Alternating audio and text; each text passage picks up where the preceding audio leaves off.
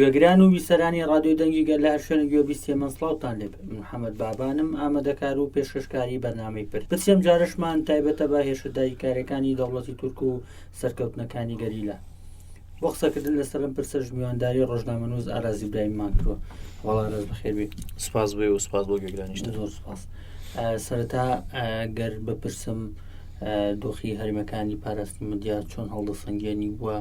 لە ئێستادا ئەو دۆخی هەیە تا چەند بەرەو پێشچوون هەیە لەو ئۆپراسیۆنی کە دەوڵەتی داگیرکەری تورک باسی کردووە لە چ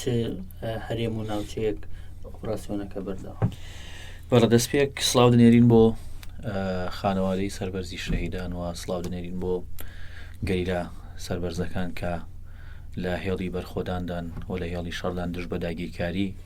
و تاکە پارێزەری تەواوی دەستکەوتەکانی گەلی کوردن لە هەر چوار پارچە و سڵاو دەنێرین بۆ هەواڵانی زیندان کە زیاتر لە 200 ڕۆژ دەبێت لە بەرخۆداندان بۆ شکاندنی گۆشەگیری و سڵاو دەنێرین بۆ ڕێبەرۆ جالان کە تەواوی تەمەنی لە پێناو گەلەکەیدا تەرخان کردووە. دیارە دەوڵەتی داگیرکەری تورکیا لە ماوەی ڕابردوودا و بە دیاریکراوی لە دوای ساڵی 2020ەوە هێرشەکانی بە تەواوی چڕ کردەوە بۆ ئامانجەی کە تەواوی خاکی باشووری کوردستان و تەواوی خاکی کوردستان و ئەو شوێنانی کە بە ئەقڵیەتی عوسمانی داگیرکراون بیگەڕێنێتەوە تاکە هێزیش کە لەو نێوەندەیە بەرگری کرد و شەهیدێکی زۆریدا و قوربانیدا گەریلاکانی ئازادی کوردستان بوون. تا ئێستاشی لەسەر بێت هەر گەریلاکانی ئازادی کوردستان کە خاوەنداری لە تەواوی کوردستانەکەن و بەرخۆدان دەکەن و دژ بە داگیرکاری دەوەستنەوە. ئەوەی کە لە ئێستادا جێی سەرنج بێت ئەوەیە کە دەوڵەتی داگیرکەری تورکیا لە ماوەی 3 ساڵدا کە شەڕ و داگیرکاریە کات و زۆرترین تەکنیکی ناتۆی بەکارهێناوە چەکی قەدەغەکراوی بەکارهێناوە هەر لە چەکی کیمیایی چەکی ئەتۆمی تاکتیکی و تەواوی بۆمبە قەدەغەکراوەکانی لەسەر گەریلاکانی ئازادی کوردستان و خاکی کوردستان تاقی کردوتەوە لەسەر و هەموو ئەمانەشەوە نەیتوانیوە یەک هەنگاو پێشڕەوی بکات. دیارە لە دوای هەر شکستێک دەوڵەتی داگیرکەری تورکیا شتێکی تر بەکاردەهێنێ. بە نمونە لە ماوەی ڕابردووە لە ئۆپراسیۆنەکانی پێشتا کە ناوی نابوو ئۆپراسیۆنی چەنگی قفڵ و کلیل و ویترە و ناوانەی کە بە ئارەزوی خۆی ناوی دەنێ وای دادەنا بە نمونە بێنمەوە نمونەی گارە بوو کە وای دانا کە ئەیتر ئەوە ئەخیر هێرشە دەیکات و تەواو گەریلا کۆتایی پێدەنە بەڵام بینیمان 4 بۆ 5 ڕۆژ بەرگیان نەگرت لە بەرامبەر بەرخۆدانی گەریلادا و شکستی ڕاگەیان. ئەمە بوو بە دەستپێکێک بۆ ئەوەی کە گەریلای مۆدیێرن لەگەڵ تەواوی تەکنیکەکانی دەوڵەتی داگیرکەری تورکیا و تەکنیکەکانی ناتۆیە خۆی پەروەردە بکات و خۆی ڕابهێنێت. دەبینین ئێستا لە تەواوی جیهانە هەرچێکێکی پێشکەوتو دروستەکرێ هەرچێکێک دروستەکرێ گەریلا نوێگەریتیا کات بەوەی کە خۆی دەیەوێت بەکاری دێنێت. نمونەی زیندوو لە ماوەی 30 ساڵ بۆ 32 ساڵی حکومڕانی باشووری کوردستانە تاوەکو ئێستا سیستەمی دژە درۆنی نییە سیستەمی دژە فڕینی نییە. گەریلاکانی ئازادی دروستیان کرد و ئێستا ئەو تەکنیکەی کە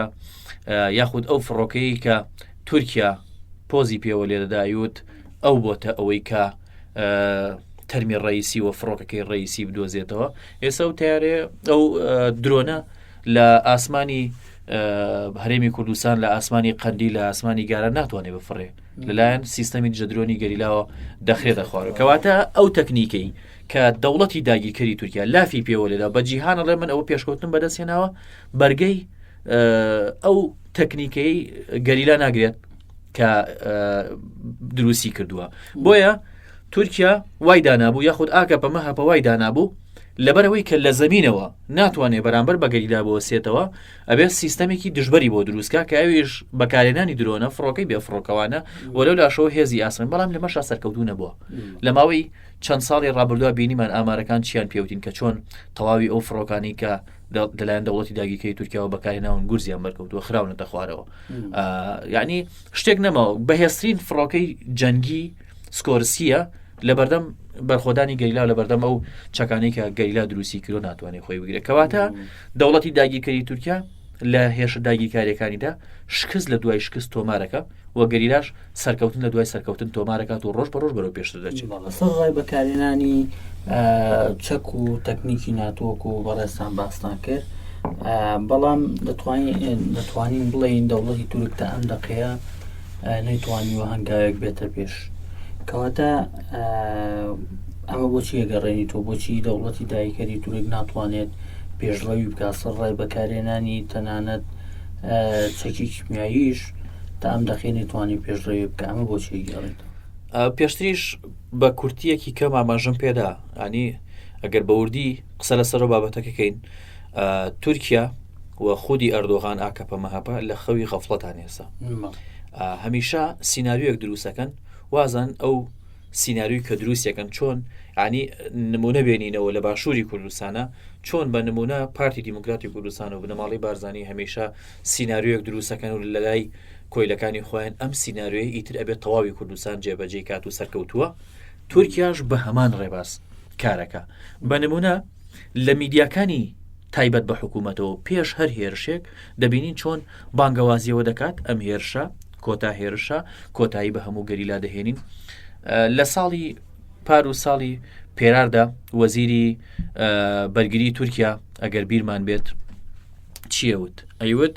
ژمارەیەکی کەم گەریلا ماوە، تەنانەت ژمارەی پێڵاوەکانیشان نەزانێت چەند لە پێیەکن. ئەی چی لێ هات؟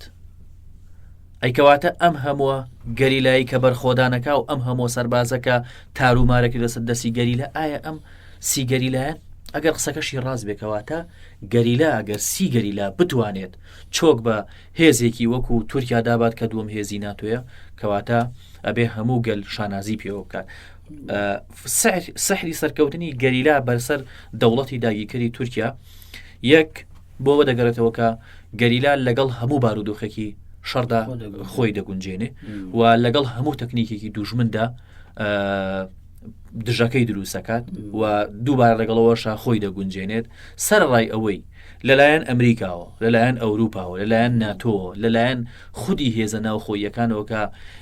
نمونەی زیندوو حکوومەتی هەرێمی کوردستان و پارتی دیموکراتی کوردستانە ئابڵۆقەیەکی تەواوی چەک و ئەسلحەی سەربازی و پێداویستی سەربازەکانی پارتی کرێکارانی کوردستان و پەکەکە دراوە، بەڵام ئەو توانیوێتی تەواوی تەکنیک بەدەست بخە. بیرمان نەچێت لە ساڵی پێرارەکە کە بینیمان چۆن پارتی دیموکراتی کوردستان ڕێگەی گرماسک بچێتە هەرێمەکانی پاراستنی مەدیا و لافی پێوە لێدا کە ئێمە دەستمان گرتەوە بەسەر ماسکە لە کاتێکدا کە ئەم ماسکانە بۆ گەریلا چوو کە خۆی بپارێزێت لە چەکی کیمیایی. کەواتە دەوڵەتی داگیرکەری تورکیا لەپاڵ هەموو ئەمانشدا خیانەتی ناوخۆیشی بەکاری ناوە بۆ سەرکەوتنەکانی کە بەو شێوازە هێشتا نەیتوانی و بەرامبەر بە گەلی کورد و بەرامبەر ئیرادەی گەریلا سەرکەوتوی بۆ لەبەرەوەی گەریلا ئامانجێکی ڕوونی هەیە، پاراستنی گەلەکەیەتی، پاراستنی شکۆی خاکەکەیەتی، پاراستنی شکۆی نەتەوەکەیەتی لە دەستی داگیرکەر. بۆیە ئێستا گەریلا لە بەرخۆداندایە، بەڵام گەل لە هەر چوار پارچەی کوردستانە کە پشتیوانە بۆ گەریلا. بێگومان باسی کە باسی گەل ئەەکەم باسی ئەو گەلە ناکەم کە تەسلیمی داگیرکرد بووە کە نمونەی زیندوو هەندێلایانی سیاسیە لە باشووری کوردستانە بۆ بەرژەوەندی خۆیان یاخود ئەو هێڵە خیانەتکاری کە لە ژێرناوی چەتەکانە لە ڕۆژاوای کوردستان دێن بەرگی لە دەوڵەتی داگیرکەری تورکیاکەن، لە باکووری کوردستان لە ژێر ناوی کۆنترا، لە باشووری کوردستانە لە ژێر ناوی جاش و لە ژێر بوشەی پیرۆزی پێشمەرگە بەکارێنن. من باسی ئەو گەلەکەم کە بەڕۆح و بە گیان پارێزگاری لە خاکەی دەکات، چۆن گەریلاکان لە چیاکانە بەرخۆدان دەکەن، ئەوانیش لە ناو زیندانەکاندا لە ناو شارەکاندا بەرخۆدانی دەکەن بە شێوازێکی مەدەنی. کەواتە لە ئێستادا گەل و گەریلا بە دیاریکراویش لە دوای هەنگاویەکی حوزەیران ئەمە هەنگاوێک بوو بۆ دروستکردنی گەلی شۆڕژێڕی و تێکشکاندنی هەموو ئەو دەوڵەتە داگیرکارن و هەموو ئەو ئەقڵە فاشستانی کە کار لەسەر توانەوەی گەلی کوردەکە. بۆیە لە دوایەکی حوزەیرانەوە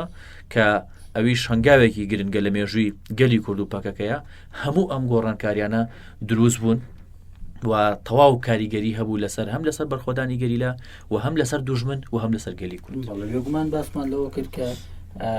هاوکاتی تەکنیک و چەکە قەدەغەکراوەکان بە بەردەوامی دەوڵەتی داگیرکەری تورک چەکی کیمیایی بەکاردێنێت و باسمان لەوە کرد کە تا ئەم دەقەیەش ئەم بەکارهێنان چەکی کیمیاییانە نەیتوانێت ئیرادی گەریلا تێبشێنێ بەڵام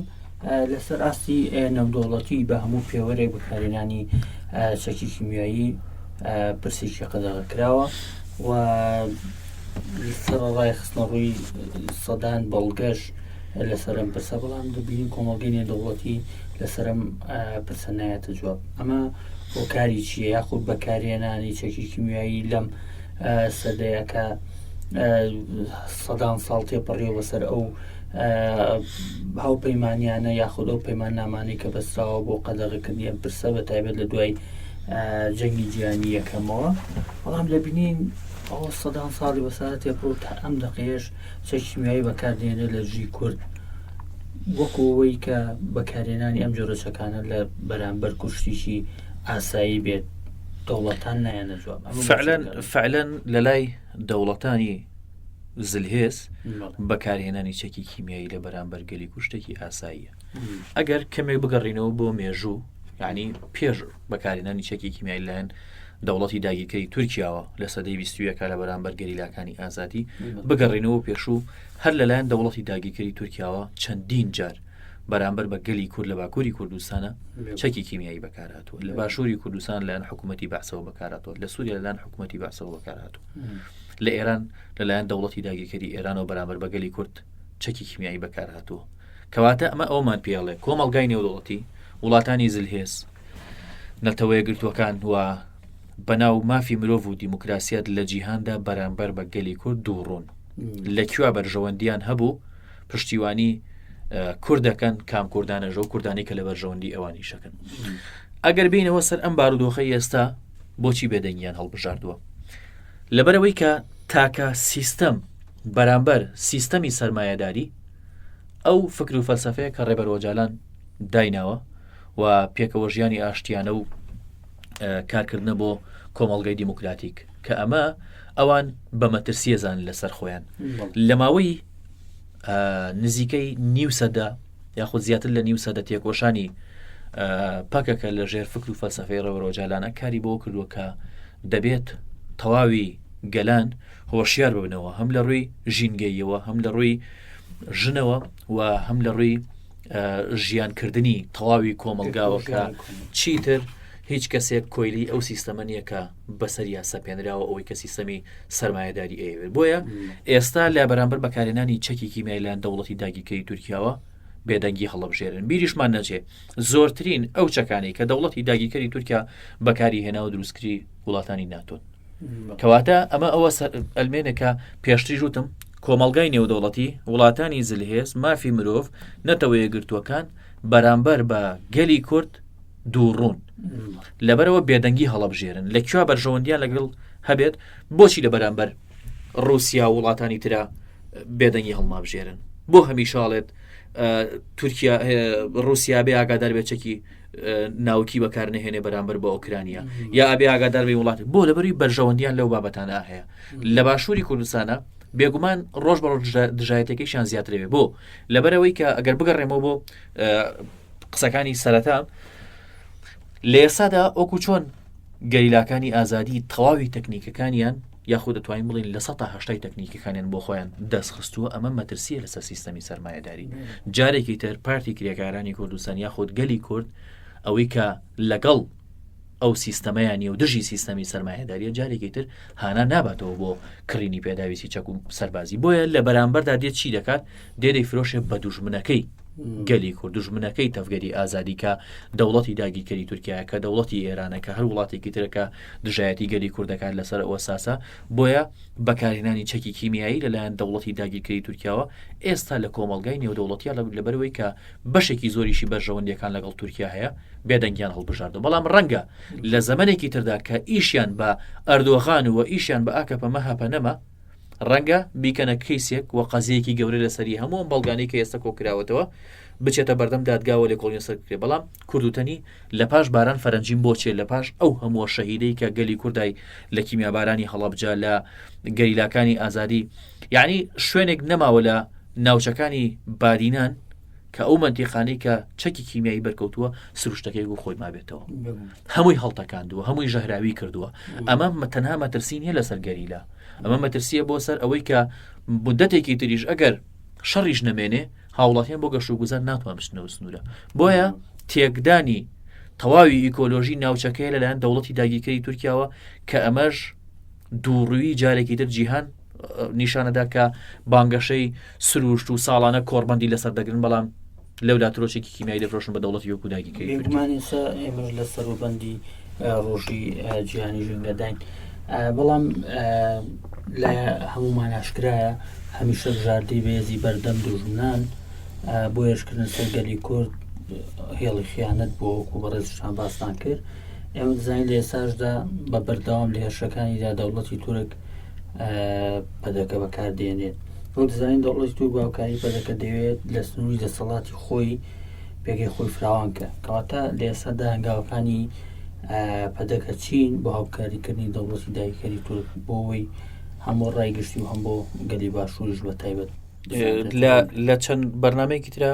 بێگومان ئێمە باسی هێڵی خیانەتمان کردو، بەڵام لە ئێستادا ئەوەی کە دەبینرێت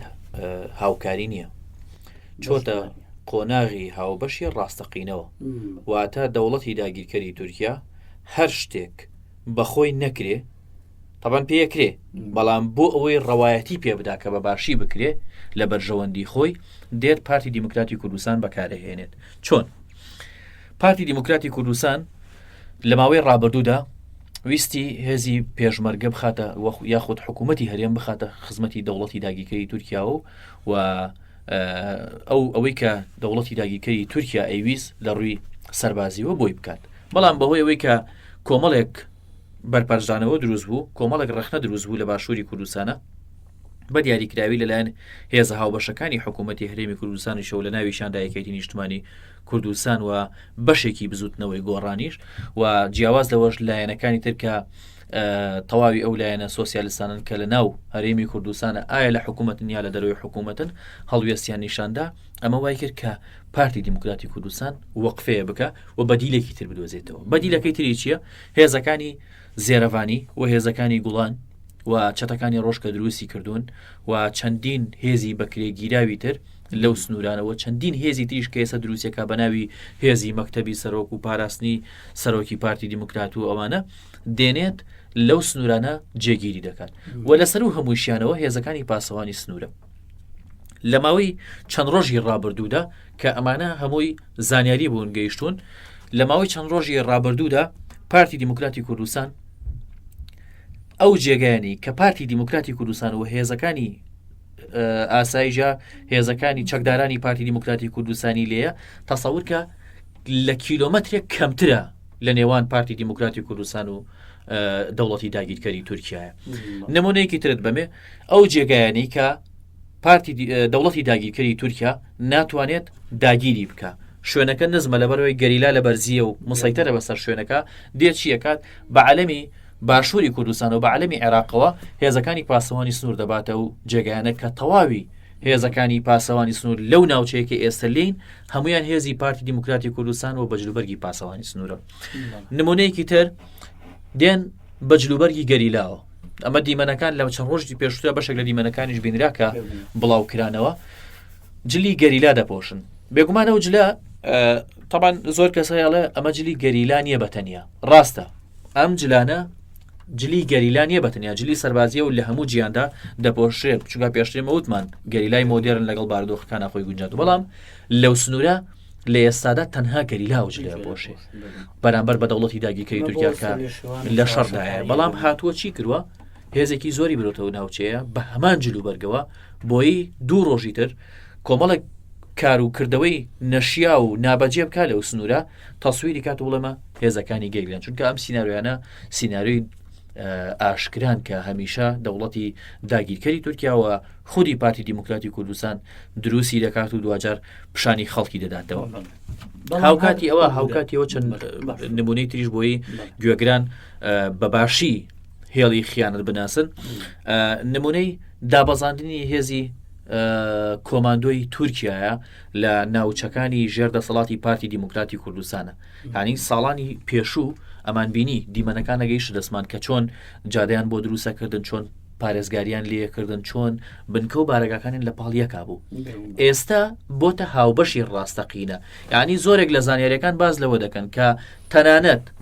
سەربازی هەواڵگری تورکیا ئەوەی کە تایبەتە بە هێڵکاری شەڕ و لەو ناوچانە کار دەکات باز لەوە دەکەن کە بەجلی هێزی زێرەڤانیەوە لەو سنوورانە دەڕوات و دێ بە سیاری وەزارەتی پێشمەرگە و دێت زانیاری کۆ دەکاتەوە و بەکاری دەهێن. ینی هەندێک ئۆتۆمبیل هەیە تەنها و تەنها تایبەتە بە دەوڵەتی تاگیرکەری تورکیا بەڵام پلاکەکەی لۆگۆکەی هەرێمی کوردستانی پێوە ڕقمی وەزارەتی پێشمەرگی پێ. ئەمە چیمان پێڵێ؟ ئەمەمان پێڵێ کە پارتی دیموکراتی کوردستان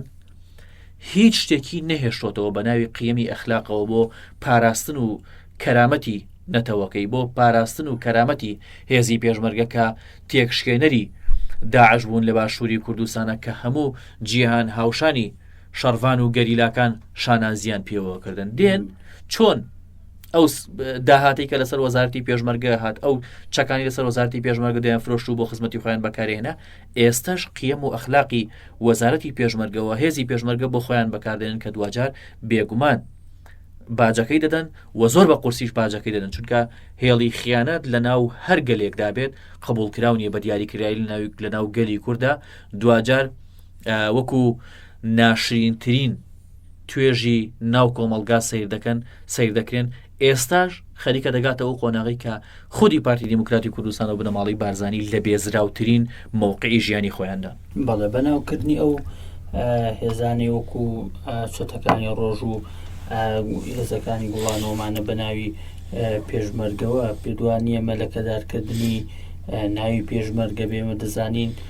بەشێکی زۆری کە سوکاریە و هێزەکانی چەتەکانی ڕۆژ کە پەدەکە پیان دەڵێت هێزەکانی پێشمەرگەی ڕۆژ لەمە ڕابردوودا بانگەوازی ئەوەیان کرد کە ڕۆڵەکانیان بگەڕێنەوە، یعنی تشتێکی دیکە نەماوە بوون لە ناو ئەو هێزەیە تۆ لە بەرژەوەی دوژمن خزمەت بکەیت. ئەمە لە کاتێکدا بۆ کەسوکاری ئەو چەتانە ئەوهایە، بەڵام ئێمە دەبینی پەدەکە زیاتر و زیاتر هاوکاریەکە پێدوانی ئەمە دوجار لەسەر پەدەکە خاڵێکی هێندە ڕەش و بەد بێ کە دوجار پەدەکە نتوانێت بۆ مێژوەکەی بیسترێتەوە یاخود ئەم هاوکاریکردنەی پەدەکە پێدوانی دوجار سەری خۆشی لەناوە بەرەمە دەزانین بێگومان دوژمن هیچ کات کۆیلەکەی خۆی وەکو خاوەن ماڵ و ئەوە ڕاناگرێت، دوجار هەر چارە نووسێمانیژە ناوبردنە.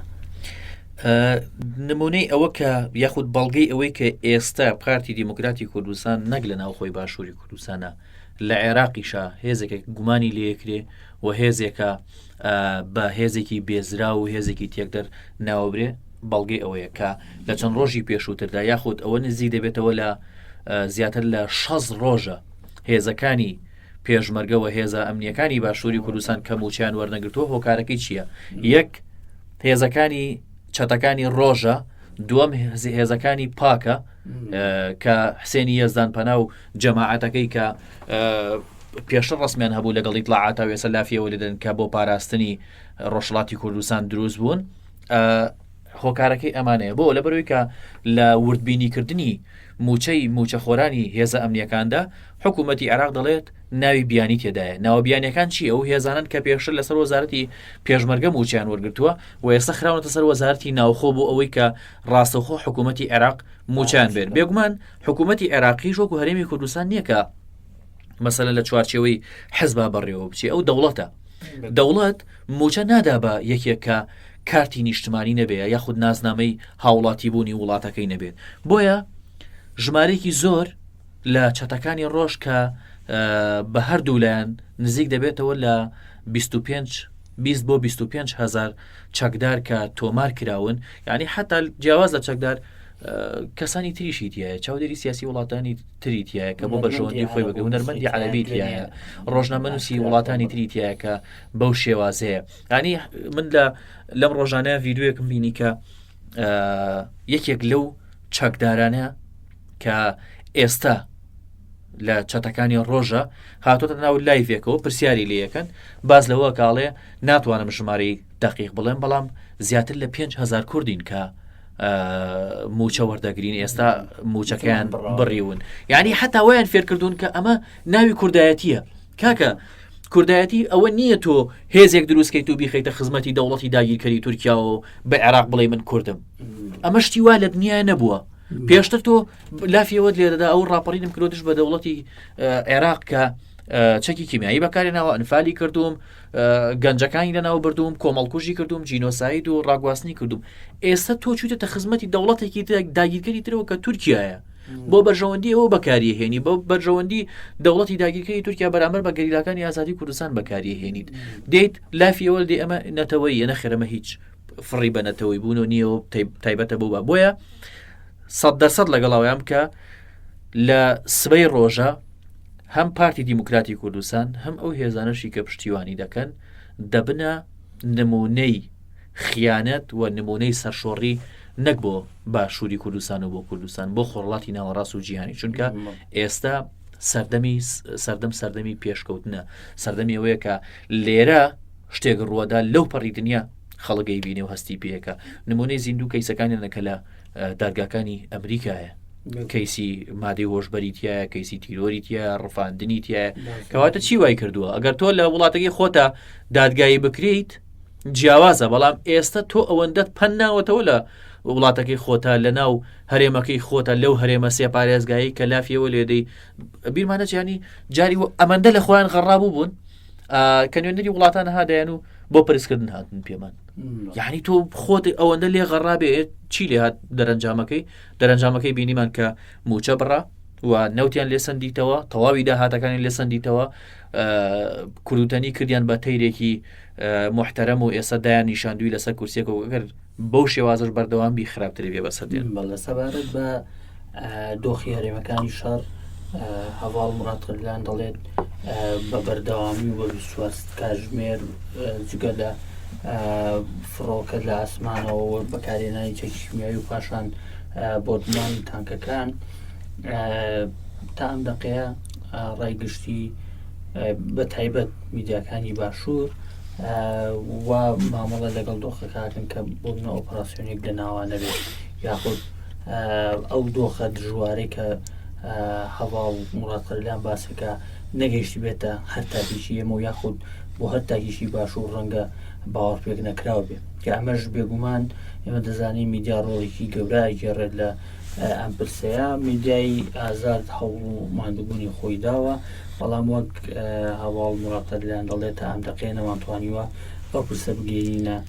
ڕایگشتی جیهانی و پاشان بە هاوڵاتیانمان لە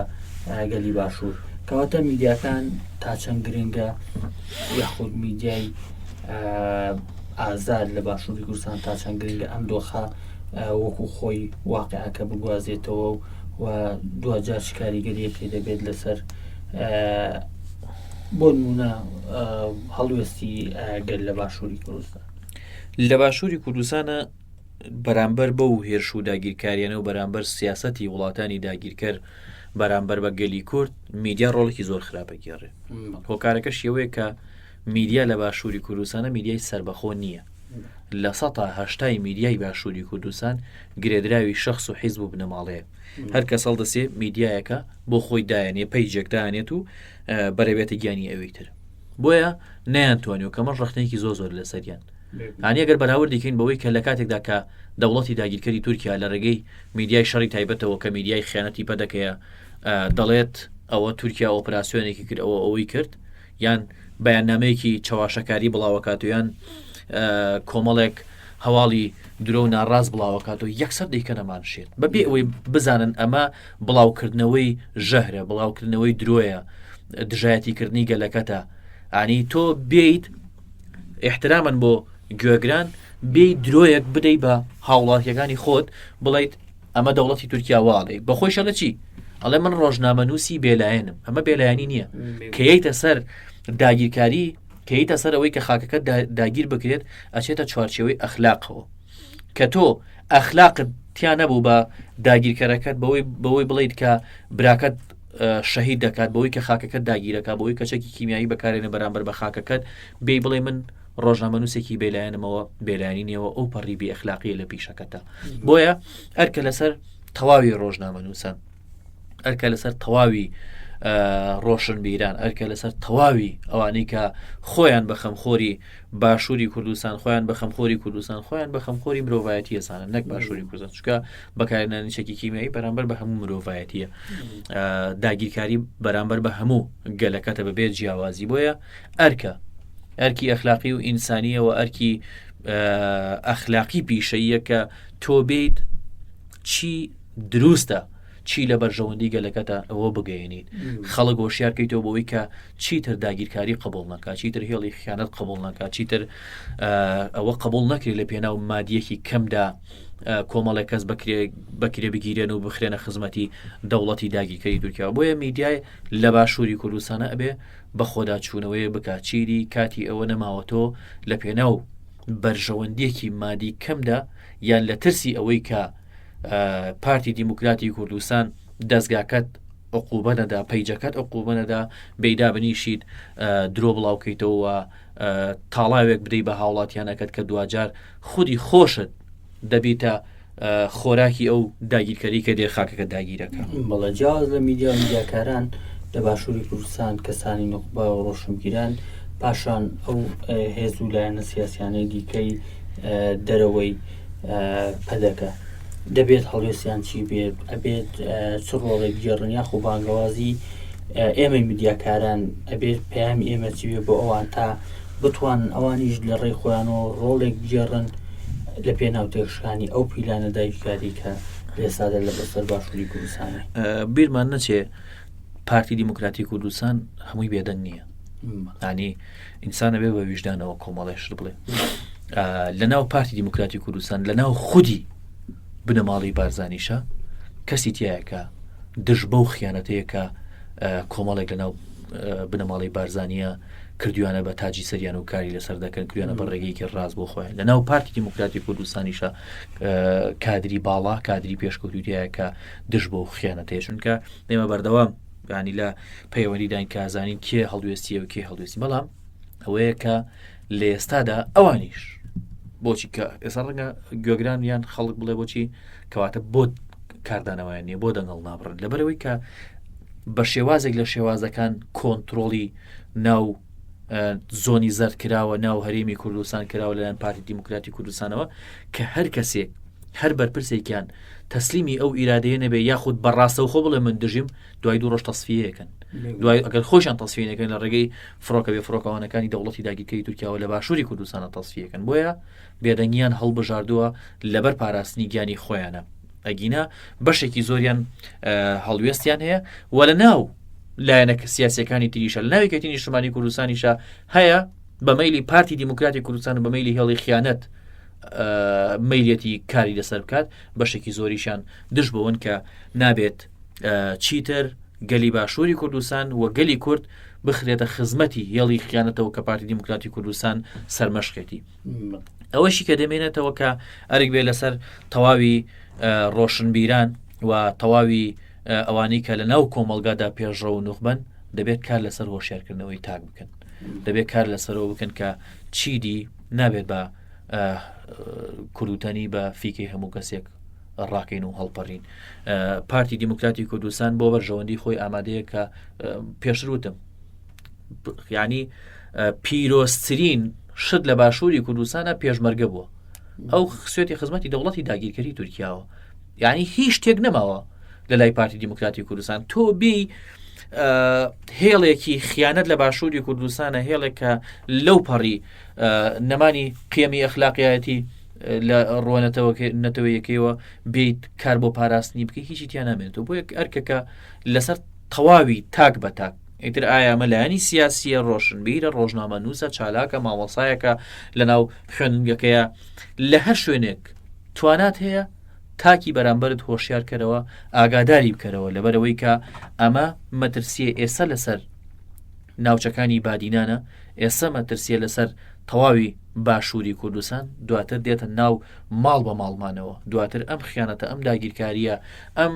خۆفرۆشیت ناو ماڵەکانمان دواتر هیچ شتێک نامێنێ بە ناوی قیەمی ئەخلاقەوە کە ئێستا لە ناو باشووری کوردستانە کار لەسەر نەمانیەکەن و دوجاریش هەموو کۆمەلگای کوردی باجەکەیدات و شتێک نامێنێتەوە بە ناوی نەتەوەی کوردەوە. ڕۆژنامە نووس ئاراز ئیبراهیم دووبارە سوپاس بۆ ئامادەبوون. سوپاس بۆی و سوپاس بۆ گوێگرانیشتن. بەڵێ بە ڕێزان زۆر سوپاس بۆی ئەو شتاکو ێستا بیسەرما بوون تا پرسێکی دیکە ئاسوودە بن.